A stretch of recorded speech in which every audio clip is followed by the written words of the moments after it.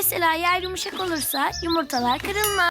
Evet, mesela yer yumuşak olursa yumurtalar kırılmaz. Mesela yer yumuşak olursa yumurtalar kırılmaz. Evet, mesela yer yumuşak olursa yumurtalar kırılmaz. Mesela yer yumuşak olursa yumurtalar kırılmaz. Evet, mesela yer yumuşak olursa yumurtalar kırılmaz. Evet, mesela yer yumuşak olursa yumurtalar kırılmaz. Evet, mesela yer yumuşak olursa yumurtalar kırılmaz. Evet, mesela yer yumuşak olursa yumurtalar kırılmaz. Evet, mesela yer yumuşak olursa yumurtalar kırılmaz. Evet, mesela yer yumuşak olursa yumurtalar kırılmaz. Evet, mesela yer yumuşak olursa yumurtalar kırılmaz. Evet, mesela yer yumuşak olursa yumurtalar kırılmaz. Evet, mesela yer yumuşak olursa yumurtalar kırılmaz.